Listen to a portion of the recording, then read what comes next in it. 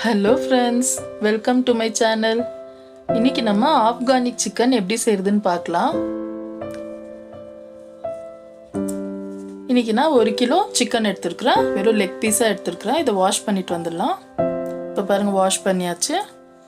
இதுக்கு மசாலா ரெடி பண்ணிக்கலாம். ஒரு பெரிய சைஸ் வெங்காயம், ஒரு 6 பச்சை மிளகாய், ஒரு 10 பல்லு பூண்டு, ஒரு பீஸ் இஞ்சி, ஒரு கை அளவுக்கு கொத்தமல்லி, இப்போ ஒரு 20 பீஸ் கேஷ்யூ, கொஞ்சம் தண்ணி விட்டு நம்ம அரைச்சிக்கலாம். இப்படி இப்போ இந்த சிக்கன் கூட இந்த மசாலா சேர்த்துக்கலாம்.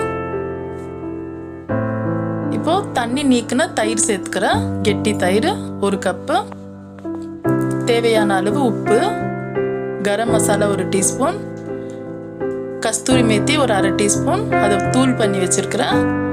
1 டீஸ்பூன் எலுமிச்சை சாறு சேர்த்துக்கலாம்.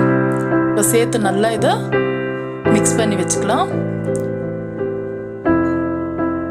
பாருங்க இப்படி நல்லா இதை மேரினேஷன் பண்ணி வச்சுக்கலாம்.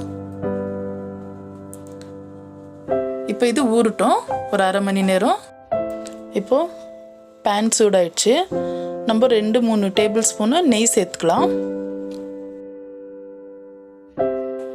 இப்போ நெய் சூடாயிடுச்சு.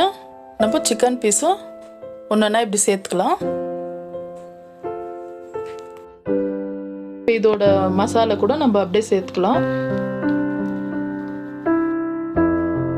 இப்போ இதை மிக்ஸ் பண்ணி விட்டு 1 நிமிஷம் போல மூடி வைங்க.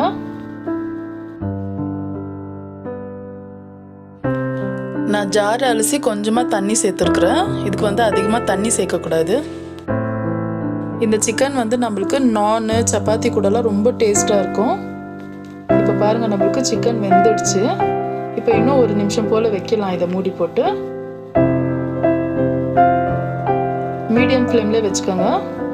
இப்போ பாருங்கள் நம்மளுக்கு எண்ணெய்லாம் நல்லா பிரிஞ்சு வந்திருக்கு. இப்போ நம்மளுக்கு சிக்கன் ரெடி ஆயிடுச்சு. இப்போ நம்ம ஆப்கானி சிக்கன் ரெடி ஆயிடுச்சு. பாருங்கள் என்ன அருமையாக வந்திருக்கு. நல்லா மணமாக இருக்குது. இது நம்ம சப்பாத்தி, நானு, பரோட்டாக்கெல்லாம் ரொம்ப நல்லா இருக்கும். கண்டிப்பாக ட்ரை பண்ணுங்கள். எப்படி இருக்குன்னு கமெண்ட்டில் சொல்லுங்கள். இவ்வளோதான் ஃப்ரெண்ட்ஸ்.